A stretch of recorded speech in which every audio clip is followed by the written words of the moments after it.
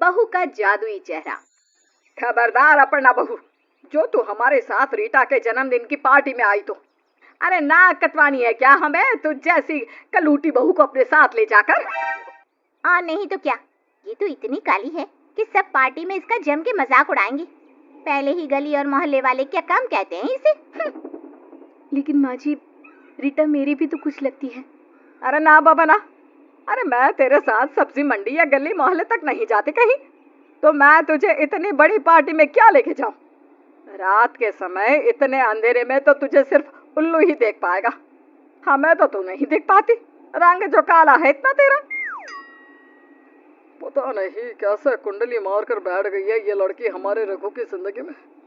एक तरफ बड़ी बहू प्रीति है जो बिल्कुल लिच्ची की तरह है, और एक ये मनहूस जो बिल्कुल जामुन की तरह है। ये कहानी है काली बहू अपर्णा की, जिसके काले रंग के कारण हर कोई उसका मजाक उड़ाता और उसकी खूब निंदा करता। ससुराल में सास मृदुला, ससुर सुरेंद्र, जिठानी प्रीति, जेठ जतीन और पति रघु होते हैं। और रघु के अलावा सभी अपर्णा के काले रंग की वजह से बात बात पर हर रोज उसे खूब सुनाते रहते हैं।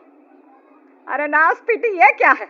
ये जले हुए काले पराठे और ये इतने गहरे रंग वाली चाय। अब क्या खाने में भी अपनी छवि खोलने लग गई है तू, हैं? माँ जी, वो दरअसल चाय में ज्यादा चाय पत्ती गिर गई और पराठे ना गलती से जल गए, और मैंने गलती से आपको अच्छा वाला पराठा देने की जगह ये जला हुआ पराठा दे दिया। सुबह सुबह मैडम लिपस्टिक लगाने में बिजी थी। नया नया मेकअप सेट जो लाया है इन्होंने। अरे मेरी कल्लो बहू, तुझे अब किस भाषा में समझाऊं कि तेरा चेहरा काला है और तू चाहे दुनिया भर का भी मेकअप थोप लेना अपने चेहरे पर, फिर भी तू अपना काला रंग नहीं छुपा पाएगी। तू एक काला टीका ही है। रघु, तेरी तो चॉइस ही बेकार रही है हमेशा से। अपने बड़ों की इज्जत रखने के लिए रघु कुछ नहीं कहता, पर बेचारी अपर्णा यूं रोज रोज अपने बारे में इतने गंदे शब्द सुनकर बहुत दुखी होती है और उसका मन बहुत उदास सा हो जाता है। वो अपने आप को आईने में देखकर रोती है। क्या मैं इतनी बुरी हूँ? कोई मुझसे सीधे मुंह बात तक नहीं करता। हर कोई मेरी शक्ल देखकर, मेरे इस गहरे काले रंग को देखकर डर जाता है और मेरे पास नहीं आता। क्यों क्यों क्यों? ये सिर्फ मेरे साथ ही क्यों? क्या बिगाड़ा था मैंने किसी का इतना? अपर्णा अपना मन शांत करने के लिए नदी के पास जाकर बैठ जाती है, जहाँ एकदम सन्नाटा होता है और बहुत शांति होती है।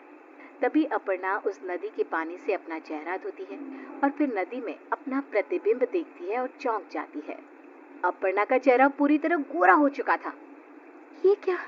ये मेरा चेहरा, ये मेरा पूरा रंग, मैं पूरी काली से गोरी हो गई। ये तो चमत्कार हो गया।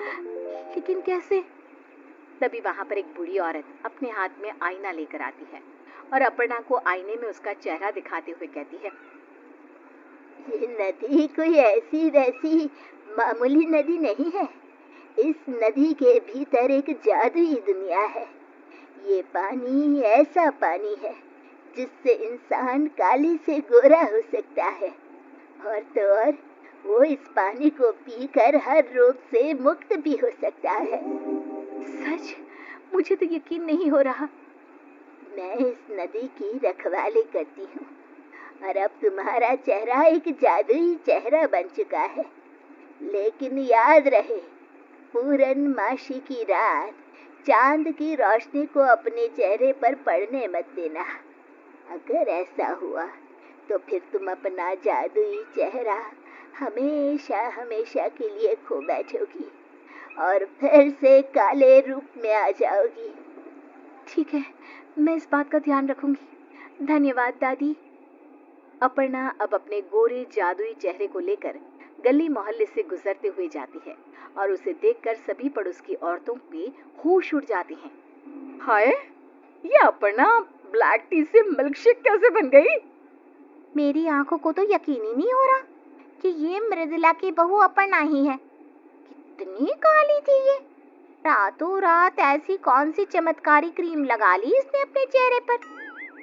जब अपर्णा घर पर जाती है तभी उसके ससुराल वाले भी उसे पहचान नहीं पाते। अपर्णा किसी को भी सच्चाई नहीं बताती कि वो आखिर गोरी कैसे हुई। हाय दैया, ये करिश्मा कैसे हो गया? तू तो कोयले जैसी काली थी, अब ये हीरा बनकर कैसे आ गई? ऐसे कौन से ब्यूटी पार्लर में गई थी तू? तुम्हारी तो लॉटरी लग गई अपर्णा, लेकिन बताओगी भी कि कैसे हुआ ये सब? क्यों, आपको क्या? आज से मैं अपर्णा 2.0 बन चुकी हूँ और मैं पिछले 1 घंटे में क्या हुआ था वो सब भूल चुकी हूँ और अब से मेरी जिंदगी का नया चैप्टर शुरू हो चुका है। अपर्णा एकदम एटीट्यूड दिखाते हुए अपनी सास और जेठानी के पास से गुजरती है। मृदुला और प्रीति की आंखें तो फटी की फटी रह जाती हैं। धीरे धीरे अपर्णा सोशल मीडिया पर फेमस भी हो जाती है। रातों रात हुए इस बदलाव के चलते वो सभी के आकर्षण का प्रतीक बन जाती है और रिपोर्टर्स उसका इंटरव्यू भी लेने आते हैं। अपर्णा की खूबसूरती के चलते उसे फिल्म में एक्टिंग करने का मौका मिलता है। रघु जी, मुझे तो फिल्मों में काम करने का मौका मिला है। फाइनली मेरे बचपन का सपना अब पूरा होने जा रहा है। मैं तुम्हारे लिए बहुत खुश हूँ अपर्णा। तुम्हें मुझे नहीं बताना कि तुम्हें ये चेहरा कैसे मिला, फिर भी इट्स ऑल राइट। लेकिन तुम्हारा रंग चाहे जो भी हो, मैंने तुम्हारे मन से प्यार किया है और तुम्हारे सुंदर मन से ही शादी की है मैंने। अपर्णा कई फिल्म्स में एक्टिंग करती है और बहुत नाम कमाती है। Lights, camera, action. मैं तुमसे प्यार करती हूँ कुंदन। तुमने कितने वादे किए थे मुझसे, भूल गए वो सब? Great job Aparna. अपर्णा ढेर सारे पैसे कमाती है। एक दिन रघु और जतिन की नौकरी छूट जाती है और घर में पैसों की कमी शुरू हो जाती है और बिजली का बिल ना भरने के कारण घर को ताला लगाने के लिए लोग आते हैं। तभी अपर्णा पैसे देकर अपने ससुराल को बचाती है। धन्यवाद बहू, हमें सच में तुम पर बहुत गर्व महसूस होता है। मुझे भी, आखिर मैं एक हीरोइन की सास जो हूँ। अब ससुराल वालों को अपर्णा पसंद आने लगती है। अपर्णा नारी शक्ति पर भी फिल्में बनाती है और उनमें एक्टिंग करके औरतों को प्रेरणा देती है। वो गरीबों को मुफ्त की शिक्षा प्रदान करती है और उनके रहने और खाने की भी व्यवस्था करती है। एक दिन अपर्णा को पता चलता है कि एक अवार्ड फंक्शन होने जा रहा है, लेकिन वो भी खुले ग्राउंड में। अवार्ड फंक्शन अगले सोमवार को, और वो भी खुले ग्राउंड में। अगले सोमवार को तो पूर्णमासी की रात है। मैं क्या करूंगी? खुले ग्राउंड में तो चांद की रोशनी मेरे चेहरे पर पड़ ही जाएगी। अरे नहीं, ये कैसी मुसीबत खड़ी हो गई है फिर से। अपर्णा बहुत चिंताग्रस्त हो जाती है और फिर अवार्ड फंक्शन की रात आती है। अपर्णा कार में बैठकर अपने चेहरे पर घूंघट ओढ़कर आती है ताकि चांद की रोशनी उसके चेहरे पर ना पड़े। फंक्शन में गरीब, अमीर, गांव वाले, शहर वाले, अपर्णा के ससुराल वाले सभी लोग मौजूद होते हैं। सभी को अपर्णा का यूं घूंघट में रहना थोड़ा सा अजीब लगता है। स्टेज पर स्पीच देते समय दरअसल मेरा चेहरा छुपाने के पीछे एक वजह है जिसके बारे में मैं आप लोगों को जल्द ही बताऊंगी। लेकिन फिलहाल थैंक यू सो मच। आप सभी की वजह से ही मैं आज यहाँ स्टेज पर ये अवार्ड रिसीव कर पा रही हूँ। तभी हवा का एक झोंका आता है और अपर्णा का घूंघट उड़ जाता है और उसके चेहरे का गोरा रंग काले रंग में बदल जाता है, जिसे देखकर सभी हक्का बक्का और दंग रह जाते हैं। अपर्णा रोने लग जाती है और अपना चेहरा छुपाने लगती है। तभी अपर्णा सभी को अपने जादुई चेहरे का राज बताती है, जिसके बाद सभी उसके काले रंग पर हंसने के बजाय उसके लिए तालियां बजाने लग जाते हैं। ये दृश्य देखकर अपर्णा चौंक जाती है। अपर्णा जी, सीना तान के अपने चेहरे के साथ मुस्कुराइए।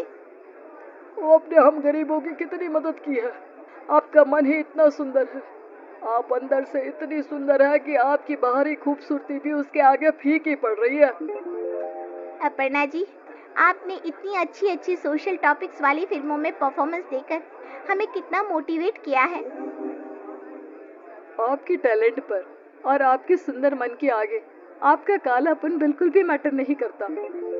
हाँ अपर्णा बहू, आजकल के युग में कोई बहू अपने ससुराल को सड़क पर आने से बचाए, ऐसी कोई बहू ही नहीं है। तुमने हमारे लिए बहुत कुछ किया है।